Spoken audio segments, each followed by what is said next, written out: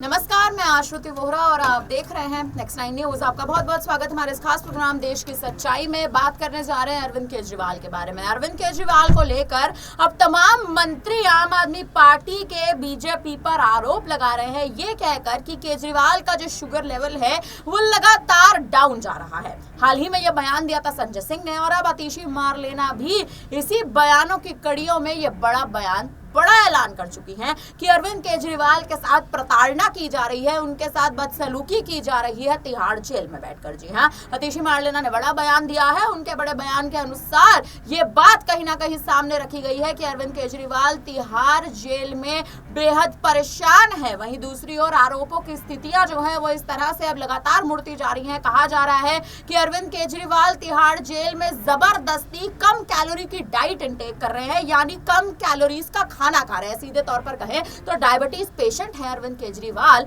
और आखिर कम खाना खाकर आप अपने ही स्वास्थ्य पर क्यों सवाल उठा रहे हैं? क्यों अपने ही मंत्रियों को मजबूर कर रहे हैं कि बाहर बैठकर केंद्र सरकार पर, बीजेपी पार्टी पर आरोप लगाएं और आरोपों का सिलसिला इतना बढ़ जाए कि आपका शुगर लेवल डाउन हो जाए? और वहीं जो आरोप कहीं ना कहीं बाहर बैठकर तर्ज कहीं ना कहीं इस बात पर कसा जा रहा है कि अरविंद केजरीवाल बेहद जल्द कोमा में जाने वाले हैं।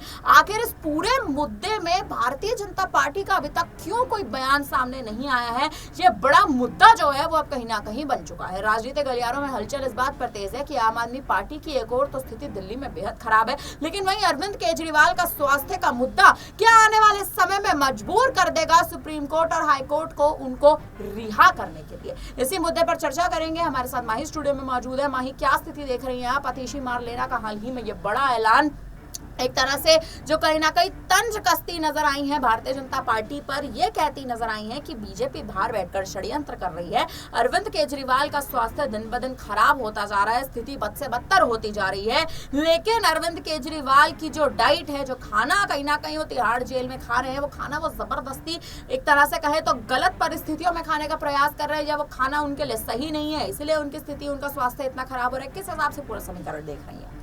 जी बिल्कुल, देखिए अरविंद केजरीवाल कहीं ना कहीं बाहर आने के लिए ये जो तमाम तरीके के षड्यंत्र, आपने देखा होगा कुछ दिन पहले जब नवरात्रे चल रही थी तो उनके घर से तमाम तरीके के फल फ्रूट जा रहे थे और ऐसी सब्जियां पूरी जो उनको खाना अलाउ नहीं था, अरविंद केजरीवाल खा रहे थे। और आपने देखा होगा कि फिल्मी स्टाइल में भी आपने फिल्मों में कि लगातार ऐसी चीजें की जाती है, स्वास्थ्य का हवाला देकर जेल से बाहर आने का एक आसान सा जरिया रह चुका है, माफ करिएगा। तो वो जरिया कहीं ना कहीं अरविंद केजरीवाल खोजते हुए नजर आ रहे हैं और उसी के तर्ज पर कहीं ना कहीं काम करते हुए नजर आ रहे हैं, लेकिन ये पासा जो है उन्हीं के ऊपर उल्टा पड़ता हुआ नजर आ रहा है। आप देखिए इस तरीके से पब्लिक डोमेन में आकर संजय सिंह जब बयान देते हैं कि अरविंद केजरीवाल कोमा में चले जाएंगे, कोमा इतनी छोटी स्थिति तो नहीं है कि अगर कोई खाना ना खाए तो कोमा में चला जाएगा। तो इस तरीके से अपने ही पार्टी पर, अपने ही बयानों पर सवाल खड़े कर लेना कहीं ना कहीं आम आदमी पार्टी की एक पुरानी कह लीजिए ताकीर रही है। तो अब अगर उसी तर्ज पर चलते हुए नजर आएंगे और यही बात स्वास्थ्य का हवाला देंगे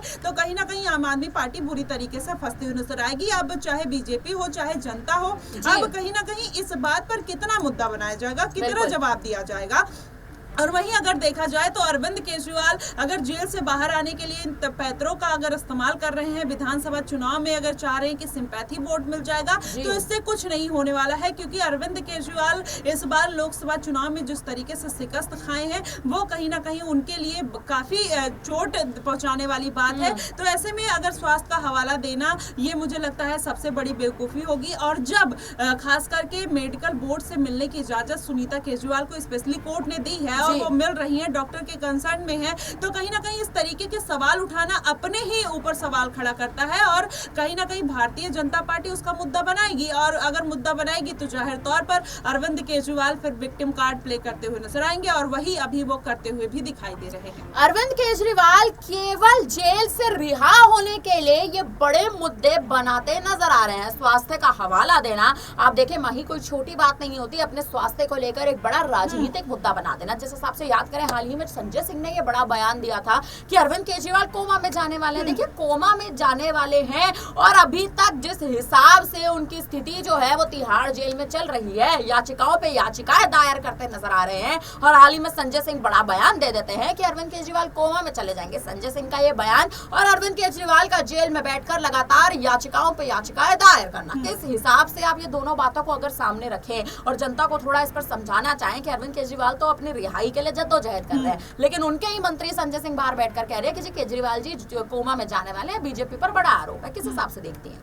जी बिल्कुल, देखिए इसमें अब चाहे संजय सिंह हो चाहे आतिशी हो, इस तरीके के बयानबाजी कहीं ना कहीं उनके ऊपर ही भारी पड़ता हुआ नजर आएगा और उसका कोई बहुत फायदा नहीं मिलने वाला है, क्योंकि स्वास्थ्य एक ऐसा मैटर है कि अगर अरविंद केजरीवाल एक सीएम है, सिटिंग सीएम है, अगर प्रशासन अगर इतनी लापरवाही इसलिए नहीं बरत सकता क्योंकि वो लाखों लोगों की निगरानी में, करोड़ों लोगों की निगरानी में है और जनता डोमेन में है कहीं ना कहीं उनका हर एक चीज, हर एक मुद्दा। तो ऐसे में चाहे भारतीय जनता पार्टी हो, ईडी हो या प्रशासन हो, इतना बड़ा रिस्क नहीं लेना चाहेगा। और ऐसे में अगर आप देखेंगे कहीं ना कहीं मेडिकल बोर्ड का सुनीता केजरीवाल के पक्ष में जाना, उनके ऊपर वो उस तरीके की सारी कार्रवाई होना, जिस तरीके से अरविंद केजरीवाल घर का खाना आप देखेंगी 15 से 20 दिनों से या जब से आप कह लीजिए दोबारा जेल में गए हैं तब से वो डिनाई कर रहे हैं, वो घर का खाना नहीं खा रहे हैं। तो इसका मतलब है जानबूझ के स्वास्थ्य का हवाला देकर बाहर आना, ये मुझे नहीं लगता कि बहुत ज्यादा टाइम तक टिकने वाला है। अगर अरविंद केजरीवाल अभी टेम्पररी बेल उनको मिल भी जाती है तो क्या वो बहुत लॉन्ग टर्म के लिए होगा? जब उनका स्वास्थ्य ठीक हो जाएगा फिर उनको जेल में आना पड़ेगा।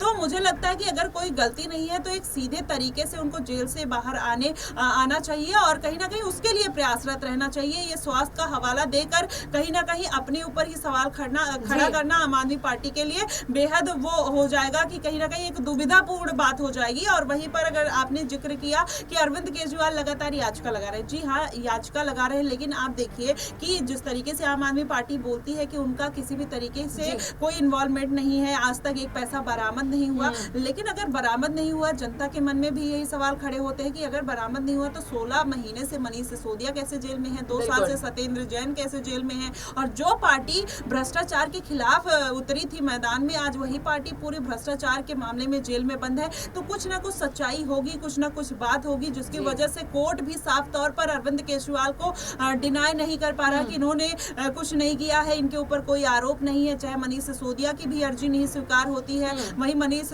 आप देखेंगे अरविंद केजरीवाल की जो फैसले होते हैं बार बार सुरक्षित क्यों रख लिया जाता है? क्योंकि एक तरफ देखेंगे कि उनका सीएम होना एक प्रेशर है, चाहे सुप्रीम कोर्ट हो, चाहे गवर्नमेंट हो, चाहे ईडी सीबीआई हो, और कहीं ना कहीं एक तरफ वो उनके गुनाह है जिनमें उनका चाहे डायरेक्टली इन्वॉल्वमेंट है चाहे इनडायरेक्टली इन्वॉल्वमेंट है। तो आप देखेंगे ये जो दोनों तराजू है कहीं ना कहीं एक दूसरे को बैलेंस करते हुए नहीं दिखाई दे रहे और जिसकी वजह से अरविंद केजरीवाल को किसी भी तरीके की राहत नहीं मिल पा रही है। लेकिन अगर आम आदमी पार्टी को इस तरीके के मुद्दों को सुलझाना है तो कूल एंड काम होके कहीं ना कहीं इस मुद्दों को ध्यान में रखना चाहिए, किस तरीके के स्टेटमेंट दे रहे हैं, क्योंकि एक एक स्टेटमेंट जनता सुनती है और उसी के बेस पर ही कहीं ना कहीं वोट देती है। और यही कारण है कि इस बार के लोकसभा चुनाव में अरविंद केजरीवाल को बड़ा झटका लगा है। एक आखिरी सवाल माही आपसे और लेना चाहूंगी, दिल्ली में इस समय जो स्थिति कहीं ना कहीं बनी हुई है, आम आदमी पार्टी आप देखें बद से बदतर परिस्थितियों में जाती जा रही है। अरविंद केजरीवाल की रिहाई पर कोई मोहर नहीं, मनीष सिसोदिया की रिहाई पर कोई मोहर नहीं। क्या लगता है 2025 के विधानसभा चुनाव में क्या रणनीति है? और आखिरी सवाल ये भी एक इसी में आप जोड़ दीजिएगा, कौन अगर केजरीवाल नहीं, सिसोदिया नहीं तो कौन चेहरा रहेगा?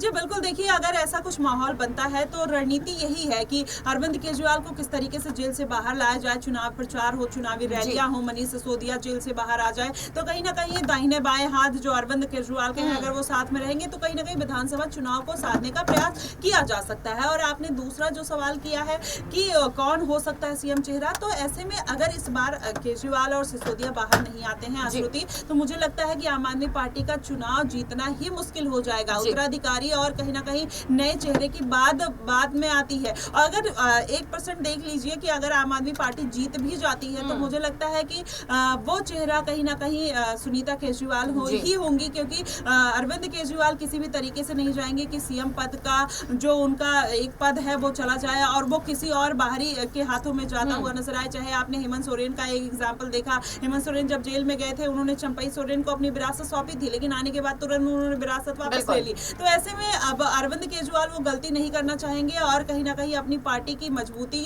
पर उनको अब एक तरीके से कह लीजिए शक होता हुआ नजर आ रहा है। तो अब कहीं ना कहीं मुश्किलें इस तरीके से बनते हुए नजर नजर आ रही है। अब पूरा जो फोकस है उनका चुनाव जीतना है, और चुनाव जीत नहीं पाएंगे तो कहीं ना कहीं आम आदमी पार्टी की मुश्किल बढ़ जाएगी। बिल्कुल, कहीं ना कहीं अब आने वाले समय में दिल्ली में क्या सियासी समीकरण बनने वाला है 2025 के विधानसभा चुनाव को लेकर, इस पर अब सभी की निगाहें टिकी हुई है, जनता की निगाहें टिकी हुई है। केजरीवाल बाहर नहीं, सिसोदिया बाहर नहीं, कौन दिल्ली में चुनाव प्रचार की कमान संभालता नजर आएगा। और आखिर दिल्ली में जो इस समय स्वास्थ्य को लेकर केजरीवाल पर मुद्दा लगातार गर्माता जा रहा है, सियासत तेज है, आखिर ये मुद्दा, इस मुद्दे का अंत किस समय होगा, ये देखना बेहद दिलचस्प होने वाला है। फिलहाल अब इस पर आप क्या कहेंगे हमें कमेंट करके जरूर बताइएगा। हम दोनों को फिलहाल के लिए दीजिए इजाजत, बने रहिए हमारे साथ, दिखते रहिए नेक्स्ट टाइम न्यूज। धन्यवाद।